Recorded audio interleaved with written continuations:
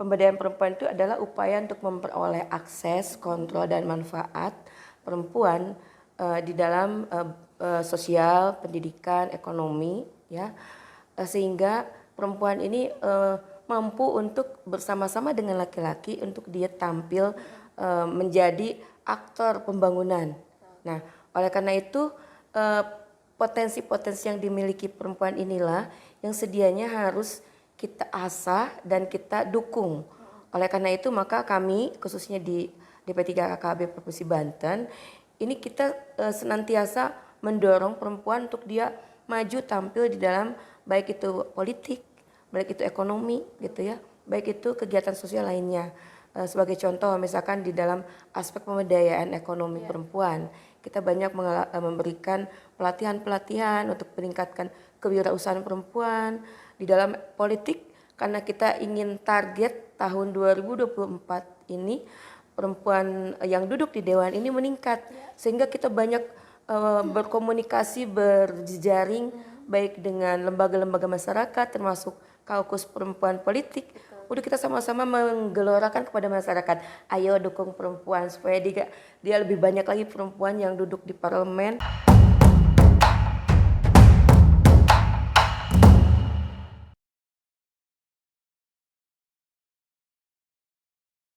Assalamualaikum warahmatullahi wabarakatuh. Hai sahabat Damar Banten, kita kembali lagi dalam acara Bincang Talk Show bersama narasumber kita yang sangat luar biasa. Semoga teman-teman sahabat Damar Banten senantiasa dalam keadaan sehat walafiat. Amin ya rabbal alamin. Pembangunan di Provinsi Banten semakin kian pesat.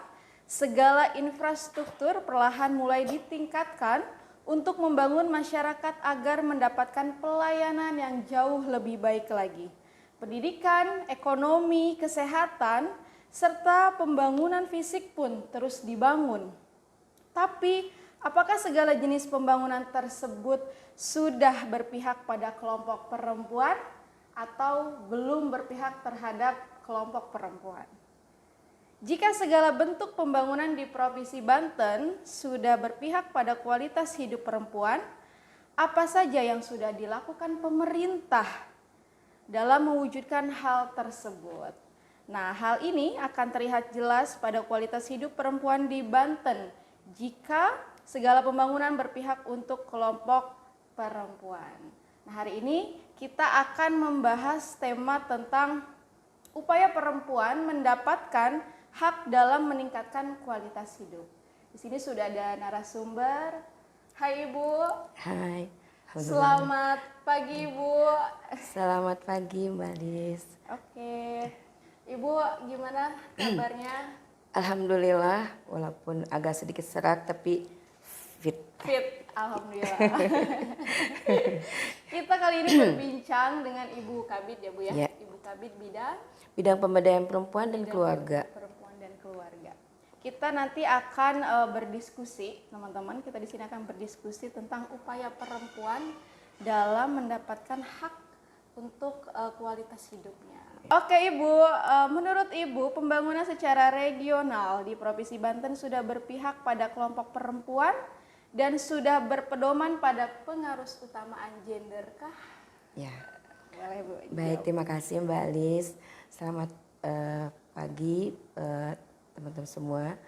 Bahwa di Provinsi Banten ini sebetulnya Provinsi Banten itu adalah salah satu provinsi yang pertama kali mengeluarkan peraturan daerah tentang pengarus utamaan gender.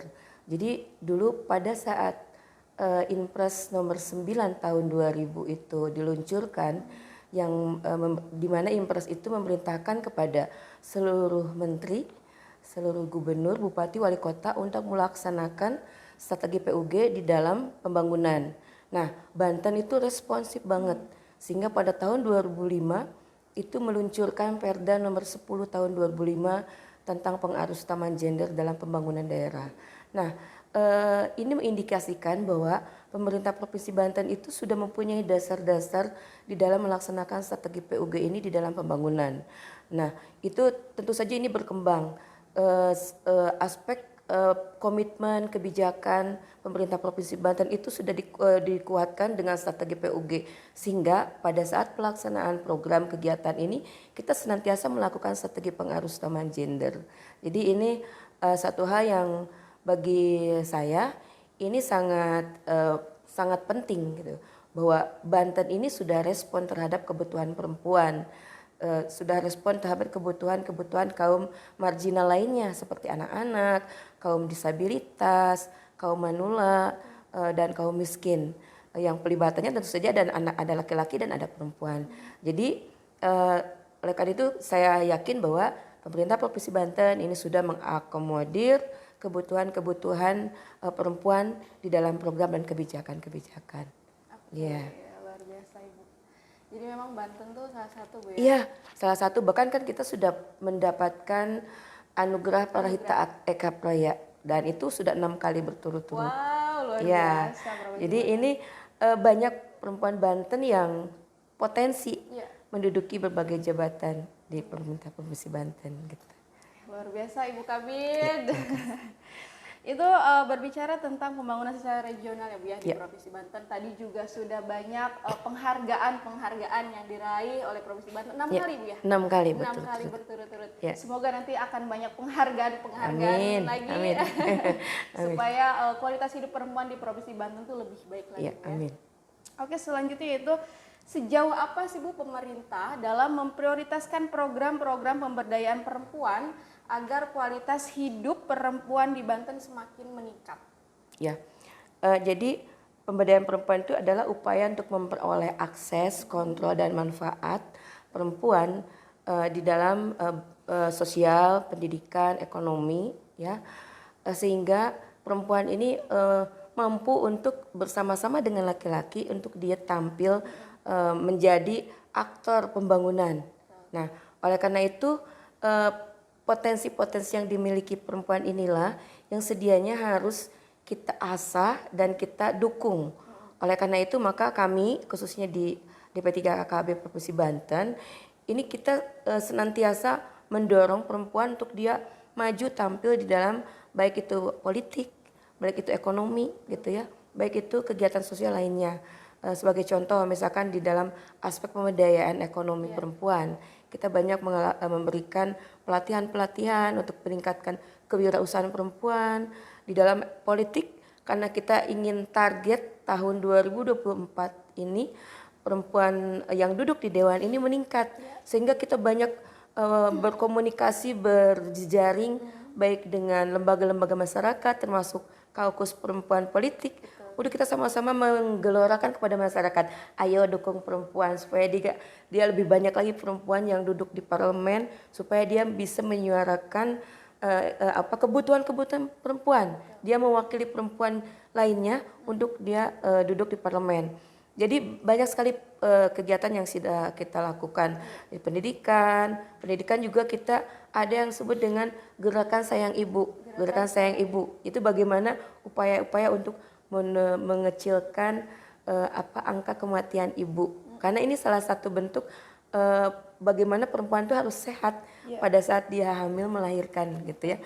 Jadi dari semua aspek kita pastinya pemberdayaan perempuan akan kita selalu gelorakan gitu. Oke, jadi memang ibu itu harus sehat, bahagia, cerdas. Nah, itu dia. Karena ibu itu jantungnya rumah tangga Bu ya. Iya betul. Jadi kalau ibunya tidak sehat, bagaimana bisa mengurus anak-anak? Ya, karena kita dihadapkan pada tujuan kita untuk generasi milenium yang akan datang tuh generasi yang sehat. Ya. Generasi 2045 itu ya berkualitas anak-anak kita. Ya. Oke, terima kasih Bu. Tentunya banyak program-program khususnya dari DP3KKB Provinsi Banten juga bekerja sama dengan KPPI untuk terus melakukan kegiatan-kegiatan dalam rangka peningkatan kapasitas terhadap perempuan, baik dari segi politik, pendidikan, tadi juga ekonomi gitu. Kita terus support ya Bu ya. Betul. Siap. Woman support woman. Setuju Bu? Setuju banget. Oke Ibu, lalu selanjutnya nih Bu, ada pertanyaan di segmen ini. Proses pemantauan DP3KB dalam melihat perkembangan kualitas hidup perempuan itu dilakukan atau tidak sih? Ya, Sudah pasti ya. Pasti dilakukan. Karena kita setiap kegiatan itu kan pastinya ada dampaknya, eh, ada inputnya, outputnya. Iya, Nah ini yang harus kita lihat. Kita lihat apakah yang sudah kita lakukan ini ada keberhasilan positif atau negatif. Tentu saja kita ada evaluasi, ada monitoring gitu ya ke lapangan, dan juga kita juga mengajak teman-teman akademisi untuk kita sama-sama membuat kajian-kajian. Benar nggak sih yang sudah kita lakukan itu seperti apa? Sehingga hasilnya bermanfaat gitu. Iya. Jangan sampai kita udah mengeluarkan anggaran yang demikian besar, tetapi hasilnya nggak ada gitu kan. Jadi tetap namanya evaluasi monitoring itu harus ada gitu. Dan kita lakukan itu. Lakukan itu. Iya. Sudah pasti Bu ya. Sudah pasti. DP3KB melakukan pemantauan. Betul. Lalu juga ada evaluasi, ada betul. monitoring. Betul. Sejauh mana sih gitu kan yang kita programkan itu berhasil atau tidak. Betul. Gitu. Bahkan kan kalau misalkan ternyata yang kita lakukan itu dampaknya bahkan bagus. Kita kan pasti akan memprogramkan, oh iya lanjutannya Ada seperti tindak apa. lanjutnya, Betul, Bu, ya. seperti itu. Oke Bu. Sudah sejauh apa sih Bu perempuan Banten dalam keikutsertaan di politik dan di jabatan publik menurut Ibu Kabit? Ya. Sebetulnya Banten ini sangat beruntung ya. Pada masa pemilu 2019 kita ini 16 anggota dewan duduk di kursi di DPRD Provinsi Banten. Perolehan kita waktu itu sudah mencapai 18-20% lah. Target kita kan 30% sesuai dengan undang-undang. Nah, dan banyak perempuan yang duduk sebagai pimpinan dewan pada saat itu. Dan ini saya sangat senang sekali gitu. Dan ini mendukung untuk bagaimana program perempuan ini bisa lebih eksis kembali. Nah, bagi saya bahwa perempuan yang duduk di dalam perpolitikan maupun jabatan publik lainnya, ini adalah sesuatu hal yang memang sangat luar biasa. Dan ini membantu kita untuk bagaimana kita bisa menyuarakan aspirasi kita gitu. Nah, dan satu lagi untuk jabatan publik, misalkan sudah banyak juga pimpinan-pimpinan kita perempuan yang duduk di posisi-posisi strategis. Nah, bupati wali kota kita dulu ya ada 4 bupati wali kota perempuan. Sekarang mungkin sudah Bu Airin sudah selesai gitu, tapi ada lagi gitu kan. Nah, ini bagi saya ini sangat luar biasa gitu. Termasuk juga jabatan eksekutif di Provinsi Banten, di OPD-OPD yang strategis itu didudukin oleh perempuan. Jadi dan banyak lagi jabatan publik lainnya yang memang perempuan menjadi sebagai pelopornya. Jadi ini mengindikasikan bahwa masyarakat Banten itu sangat mendukung. Jadi siapapun yang yang memang dia punya kapasitas, dia mampu, walaupun seorang perempuan, it's okay, masyarakat menerima gitu kan. Yang kita tunggu kan masyarakat menunggu itu hasilnya, pembuktiannya, bagaimana dia bisa berpihak kepada masyarakat. Itu yang kita harapkan seperti begitu, Mbak. Karena Gubernur Banten juga perempuan. Ya, betul. Betul. Semoga nanti Gubernur Banten ada perempuan lagi ya. Mungkin Ibu nanti ya. Amin. Iya. Kalau bisa dipresentasikan di Banten ini sudah berapa persen sih Bu? Oh ya, untuk di mana di anggota DPRD Provinsi Banten ini 17,68%. Kita memang ada satu berkurang. Nah, mudah-mudahan sih nanti tahun 2024 naik lagi gitu ya. Naik lagi jadi 30 kalau perlu. Aduh, makanya nih kita dengan KPPI gencar ya sosialisasi. Jadi perempuan memilih perempuan. Ayo kita dukung itu. Ya, memilih perempuan. Agar nanti dia bisa mewakili suara perempuan. Iya, betul. Dan kebijakannya juga tentu akan ramah terhadap perempuan. Betul. Karena yang paham perempuan, ya perempuan itu sendiri. Betul. Ya. betul. Bagaimana pendapat Ibu mengenai kegiatan KPPI melatih para perempuan dalam menciptakan industri rumahan? Oh iya. Jadi sebagaimana arahan Bapak Presiden terkait dengan pembangunan pemberdayaan perempuan dan perlindungan anak, yaitu meningkatkan kewirausahaan perempuan. Nah, ini mengindikasikan bahwa perempuan ini harus mampu dari aspek ekonomi. Nah ini sudah ada arahan nih dari Bapak Presiden. Jadi kita siapapun itu melaksanakan kegiatan untuk mendukung perempuan mempunyai kemampuan di dalam ekonomi itu harus kita dukung. Dan saya yakin bahwa tidak hanya harus HKKPI saja, lembaga lain pun enggak, karena kita harapkan dengan perempuan mempunyai kapasitas secara ekonomi, dia bisa mempunyai keleluasaan lah. Dalam arti kata kalau perempuan tuh kalau punya uang pasti yang dipikirkan adalah keluarga gitu, tidak hanya memikirkan diri sendiri gitu kan. Nah, sehingga dia bisa minimal dia bisa meningkatkan pendapatan keluarga. Yang kedua, dia bisa mengajak lingkungan sekitarnya untuk untuk bekerja dengan dia, misalkan kalau misalkan kewirausahanya berhasil gitu ya. Nah, jadi saya yakin bahwa dengan semakin mantapnya perempuan di dalam aspek ekonomi ini insya Allah mudah-mudahan tidak ada lagi anak-anak yang sekolahnya putus gitu ya. Tidak ada lagi yang anak-anak remaja kita yang misalkan dikawinkan masih muda gitu ya. Nah itu yang harapan kita gitu Mbak. Oke Ibu, kita kan kemarin mengalami pandemi Ibu ya, pandemi COVID-19. Nah menurut Ibu nih, bagaimana cara perempuan itu sendiri, ibu rumah tangga dalam mempertahankan ekonominya pada saat itu? Ya, perempuan ini kalau dihadapkan pada situasi yang sulit, pasti otaknya itu udah bekerja. Saya harus bikin sesuatu supaya dapur saya ngebul, gitu kan? Nah, sehingga dia berupaya bagaimana caranya supaya dia bisa menghasilkan uang. Nah, dengan kondisi yang ya mungkin yang dia bisa lakukan misalkan hanya menjual keripik, ya dia jual gitu kan dengan kondisi seperti begitu. Nah, jadi perempuan itu sudah secara naluri dia pasti akan berjuang untuk struggle mempertahankan anak dan keluarga untuk bagaimana dia bisa mencari peluang-peluang usaha. Nah, ini tentu saja harus didukung oleh semua pihak tentu saja. Sehingga dia itu tidak sendirian gitu, tidak sendirian. Jangan aduh saya susah sendiri gimana. Nah, inilah yang perlu ada dukungan masyarakat. Nah, siapa yang harus mendukung? Ya tentu saja yang pertama adalah lingkungan sekitar dulu ya. Kalau misalkan ada tetangganya yang kondisinya memang tidak memungkinkan untuk dia bangkit ya dibantu gitu. Nah, yang kedua ya kelembagaan masyarakat dan juga negara harus hadir di situ.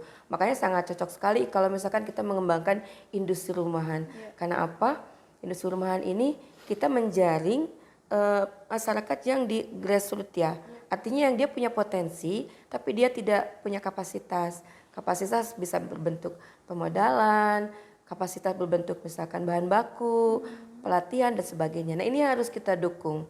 Jadi menurut saya dengan kondisi pandemik pun pastinya kalau kita saling bergandeng tangan untuk membantu perempuan untuk tampil penguatan ekonomi, saya yakin ini pasti bisa. Gitu. Bisa, Bu, ya. Karena sebenarnya dari UMKM yang kita ciptakan juga kan kayak simpel tadi Bu ya, bikin keripik atau bikin kue gitu kan, kita packing lalu kita pasarkan, itu juga bisa membantu. Betul. Malah kalau misalnya lebih bagus kan ketika apa yang kita buat itu diminati banyak orang. Nah, itu yang harus menciptakan lapangan pekerjaan juga. Makanya ini harus ada semacam apa ya? Peran serta termasuk media loh ya. Jadi begitu ada misalnya oh ini bentuknya bagus, rasanya enak, ini dong dipromosiin gitu kan, gitu. Dipromosiin nih, bantu promosi. Misalkan ada satu segmen misalkan semua industri rumahan itu dipromosiin hasilnya seperti apa.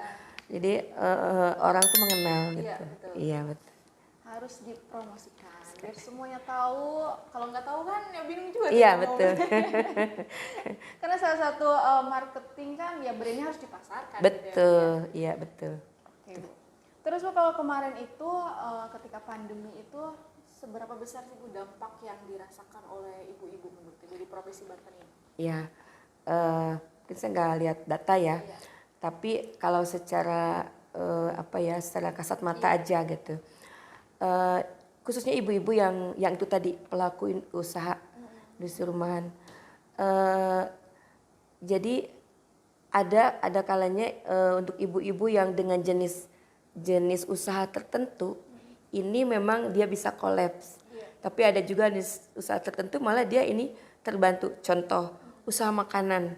Karena walau bagaimanapun dalam masa-masa pandemik orang butuh makan dalam situasi apapun. Sehingga yang tadinya misalkan dia mau jualan makanan misalkan, kan sekarang kalau misalkan sistem prasmanan mungkin nggak mungkin ya kita pakai box gitu ya, jual by online gitu kan. Jadi menjaga interaksi antara orang.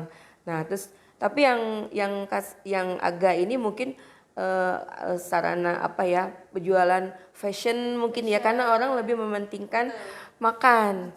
Jadi kalau beli baju nanti dulu aja deh gitu kan. Nah, sama dengan misalkan kerajinan gitu, rajutan dan sebagainya. Nah, ini yang mungkin mereka akan terpuruk sekali.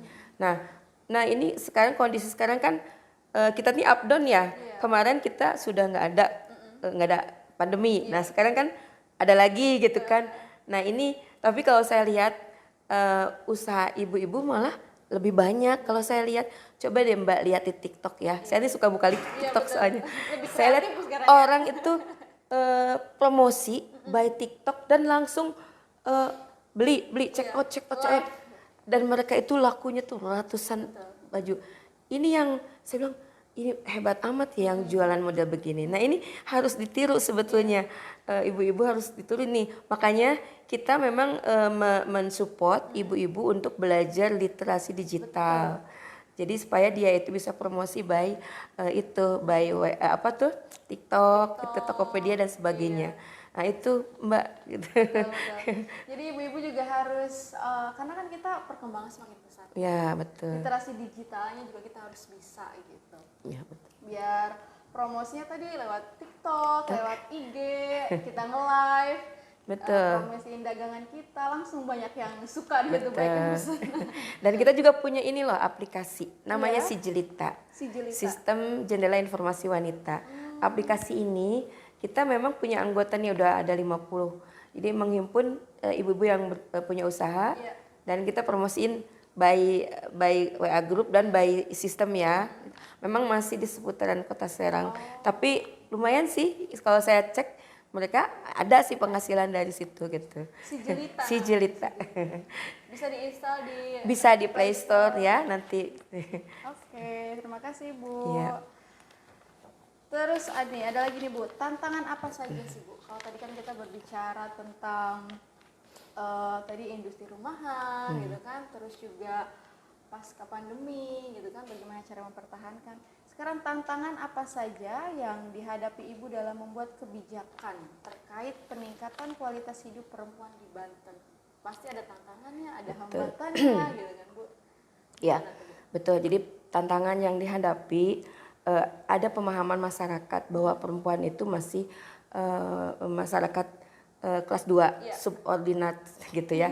Karena kita tidak bisa dipungkiri bahwa sosial budaya kita masih patriarki, sehingga manakala kita menyusun suatu kebijakan kita akan mempertimbangkan dari berbagai aspek kearifan lokal, aspek yang memang apakah ini ada berbenturan dengan hal kebijakan lainnya gitu. Ini yang senantiasa harus selalu kita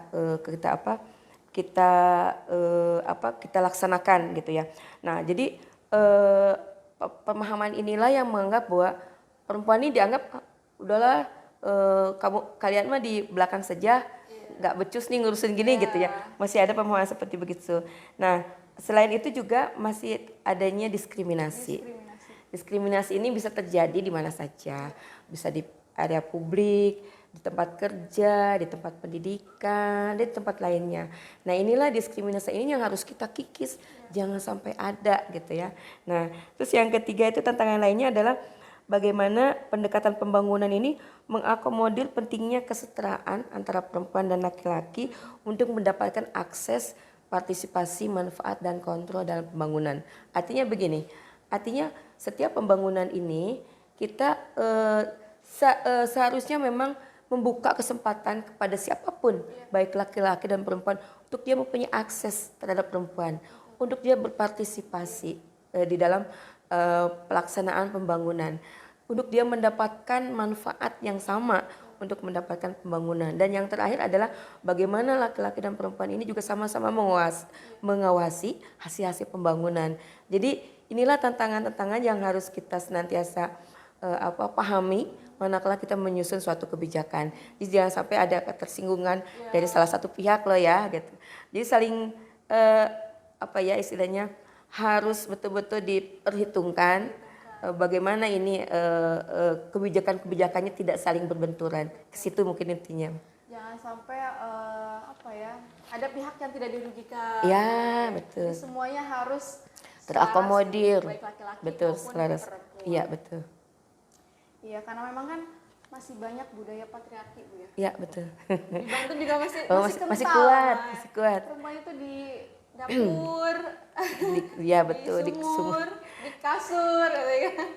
Ya, mudah-mudahan tidak seperti begitu sekarang-sekarang ya. Mudah-mudahan artinya sikap permisif ini memang harus dipunyai, artinya harus istilahnya perempuan itu harus hati-hati gitu intinya, harus hati-hati gitu. Jangan sampai itu tadi, jangan sampai ketersinggungan dengan pihak-pihak yang lain. Tetapi tetap dia eksis untuk sama-sama mengikuti alur pembangunan, proses pembangunan, begitu Mbak. Karena sama Bu ya, baik laki-laki maupun perempuan harus mendapatkan hak yang sama. Iya betul. Bisa eksis, perempuan juga bisa dia berkontribusi gitu kan. Betul. Dalam hal pendidikan, ekonomi, budaya, sosial dan lain-lain. Terus sekarang harapan Ibu ke depan. Nah, sekarang kita berbicara harapan Ibu. Harapan Ibu ke depan tentang bagaimana dalam upaya peningkatan kualitas hidup perempuan. Nah, ya harapan saya mungkin ya samalah sebetulnya mah. Bagaimana meningkatkan kualitas hidup perempuan itu dari berbagai aspek ya. Tadi udah saya sampaikan aspek ekonomi, pendidikan, kesehatan, politik, apalagi harapan saya semua hal yang terkait dengan bagaimana meningkatkan kualitas hidup perempuan itu meningkat, dan itu tidak bisa hanya sampai ucapan saja mungkin ya. Ini yang tantangan kita untuk berbagai upaya-upaya kita di dalam pelaksanaan program kegiatan ini ya harus ditujukan ke arah sana gitu. Sehingga kesejahteraan perempuan meningkat, tidak ada lagi kekerasan terhadap perempuan gitu ya, tidak ada lagi diskriminasi gitu kan. Perempuan juga terlibat langsung dalam pembangunan dan sebagainya. Itu umum lah saya pikir itu kegiatannya. Ya. Itu harapannya Bu ya. Iya betul. Tidak ada kekerasan, betul. Gitu, tidak ada diskriminasi, perempuan merdeka. Merdeka. Oke. Ibu kan berarti sudah berapa lama nih Bu Ibu di DP3AKB? Ya, saya ini sejak DP3AKB dibentuk ya 2017. Sebelumnya kan BPPMD, saya BPPMD juga. Sebelumnya jadi urusan pemberdayaan perempuan itu awalnya dulu di Biro Kesra ya, zaman masih tahun 2006. Setelah itu jadi Badan Pemberdayaan Perempuan BPPMD. Saya di situ juga. Nah setelah itu jadi Dinas Pemberdayaan Perempuan DP3AKB. Alhamdulillah sepertinya udah 10 tahun kali ya. Luar biasa. Tapi saya seneng. Ya? Saya bertemu banyak orang, banyak kalangan, dan ya niat kita sama untuk bagaimana perempuan itu lebih sejahtera, lebih lebih eksis gitu ya. Eksis gitu. Kata Bu Kawin, perempuan harus lebih eksis. Kalau ini Bu, latar belakang pendidikan Ibu dong, kalau boleh tahu bisa share ke sahabat Damar Banten. Iya. Kalau saya sih sebetulnya basicnya kesejahteraan sosial. Saya dulu sekolah di Bandung ya, di STKS Bandung. Tetapi pada saat saya kuliah itu memang kita diajarin bagaimana untuk bisa memahami sesuatu masalah itu, bagaimana caranya kita untuk mencari solusi masalah tersebut. sebagai contoh lah, misalkan kalau ada kasus kekerasan terhadap perempuan, itu harus dicari dulu alasannya kenapa sih. Dan sebelum mencari alasan itu kita harus asesmen dulu dong, asesmen intik, asesmen, terus udah gitu pengumpulan data dan sebagainya, baru interaksi dan sebagainya, sehingga dari situ kita bisa ketemu, oh ini penyebabnya, baru dibuatkan solusi, langkah-langkah penanganan dan sebagainya. Nah, jadi dari hasil pendidikan itulah sampai sekarang, dan kebetulan cocok banget gitu dengan kegiatan saya di dinas ini gitu, cocok banget. Oh iya, ternyata ilmu saya alhamdulillah kepake gitu sampai sekarang gitu kan, alhamdulillah. Ya mungkin sampai pensiun, sebentar lagi saya pensiun, jadi mudah-mudahan ya bisa sampai di ujung pensiun dengan selamat gitu. Tahun berapa lu pensiun? Insya Allah 2024. Oh, bentar lagi 2024. 2 tahun lagi. Sahabat Dawat Mantan, siapa yang mau menggantikan posisi Nah, Bu? silakan. Tapi harus kualitasnya harus bagus ya Bu ya. SDM perempuan juga Perempuan, harus ditingkatkan. betul gitu. Jadi ada kata-kata gini Bu, perempuan tuh hanya sebagai pemanis katanya. Nah, gula dong. Menurut Ibu gimana tuh Bu? Perempuan sebagai pemanis aja lah. Pemanis. Yang penting ada kan Nah gitu Bu. itu, jangan loh ya gitu.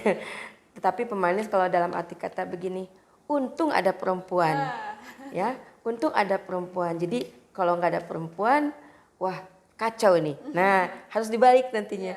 Jangan bilang ada pemanis. Kalau pemanis kan kesannya sudahlah, ini ada kopi tinggal manis.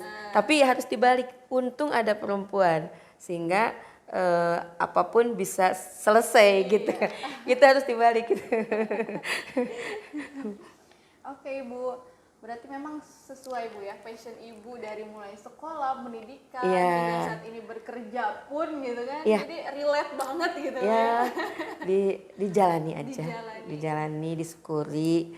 Itu apa yang sudah menjadi jalan hidup kita, ya dijalani aja gitu kan. Alhamdulillah harus disyukuri gitu. Ya. Jadi kuncinya jalani, syukuri, betul. Dan jangan lupa meningkatkan kualitas. Anak-anak sekarang kan tantangannya ke depan itu luar biasa. Harus jadi begini Mbak, kalau saya lihat anak-anak di TV aja ya, di TV aja lihat anak-anak kecil itu udah pintar bahasa Inggris, udah diajarin ini. Makin ke depan tuh penguasaan teknologinya sudah demikian luar biasa. Nah, jadi saya berpikir gini, anak-anak sekarang khususnya perempuan ya, kalau dia tidak punya kemampuan itu, dia akan tergeser. Gitu. Makanya saya selalu tanamkan ke teman-teman saya, ayo sekolah, ayo belajar. Saya bilang kalian tuh nggak selamanya jadi staf, suatu saat jadi pejabat. Saya bilang harus diperkuat itunya, jejaringnya, penguasaannya dan sebagainya.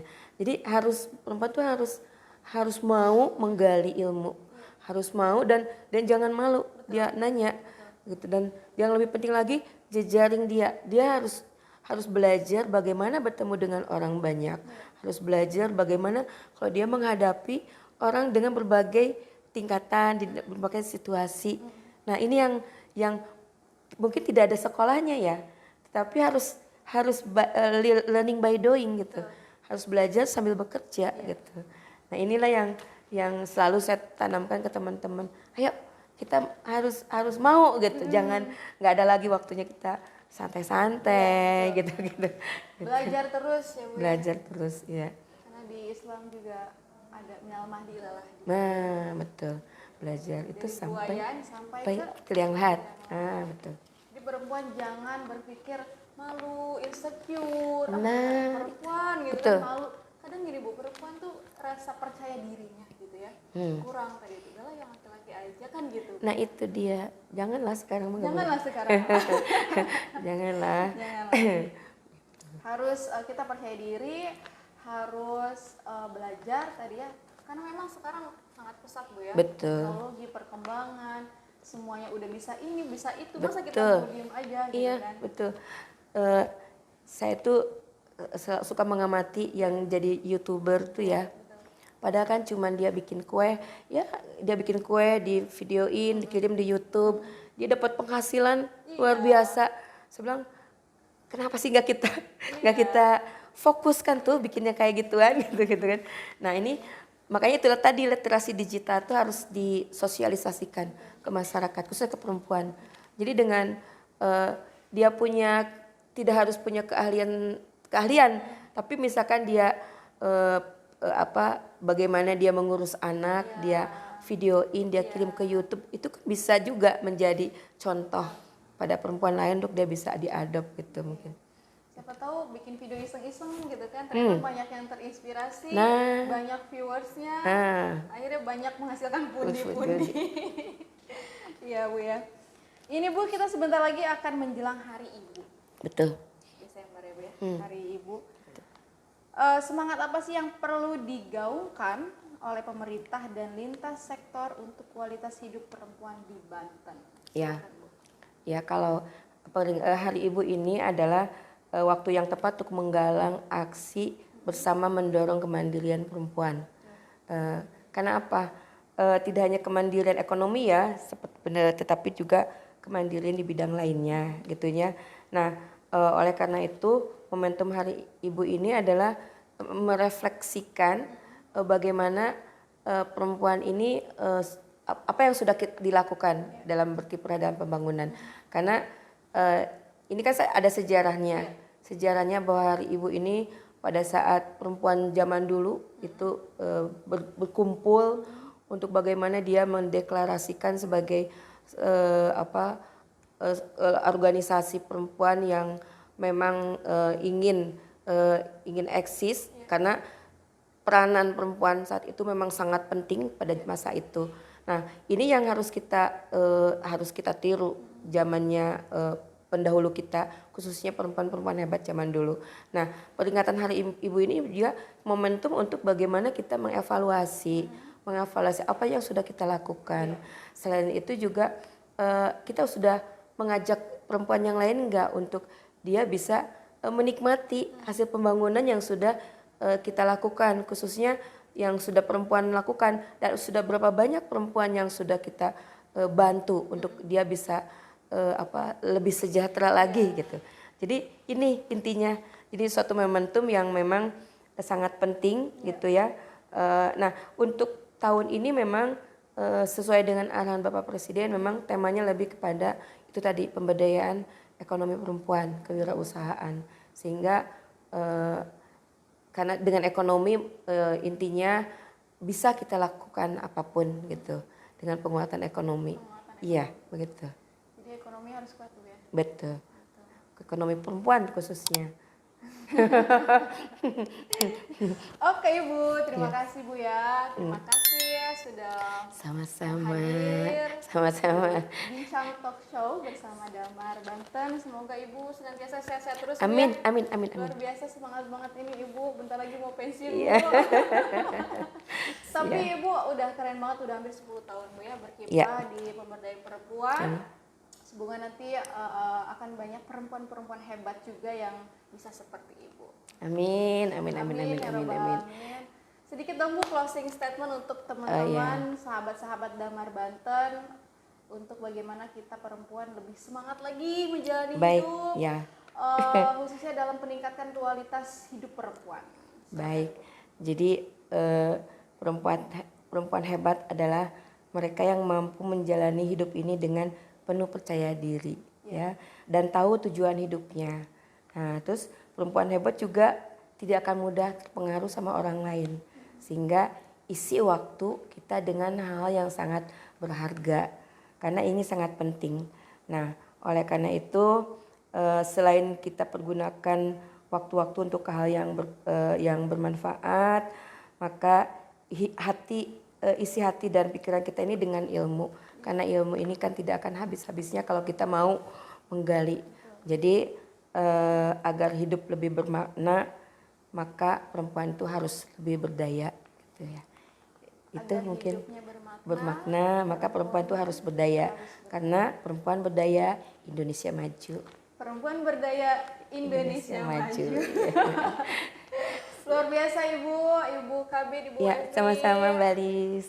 Closing statement-nya juga sangat menginspirasi untuk kita semua. Intinya perempuan harus percaya diri, isi waktu kita dengan hal-hal yang produktif, Betul. terus belajar, mengimprove diri agar lebih baik lagi, karena perempuan berdaya Indonesia akan baik. Betul. Siap. Karena perempuan adalah tiang negara. Ya, betul Perempuannya sekali. baik, negaranya akan baik. Apabila perempuannya rusak atau amoral, Nah, rusaklah betul. negara itu. Jadi sangat penting sekali peran perempuan. Mari kita tingkatkan SDM kita sebagai perempuan, lakukan apa yang kita bisa, dan semoga kita bisa menebarkan manfaat-manfaat untuk sekeliling kita dan orang lain. Terima kasih Ibu. Sama-sama. Itulah bincang talk show kita hari ini. Semoga teman-teman ada manfaat yang bisa diambil dari diskusi ini. Saya Yesolihat sebagai host dan Ibu narasumber Ibu Evi. Kita mohon undur diri. Jangan lupa like, comment, and subscribe. Nah, Ibu sudah Jangan lupa teman-teman sahabat Damar Banten TV untuk like, comment, and subscribe channel Damar Banten TV. Oke. Wassalamualaikum warahmatullahi wabarakatuh. Waalaikumsalam.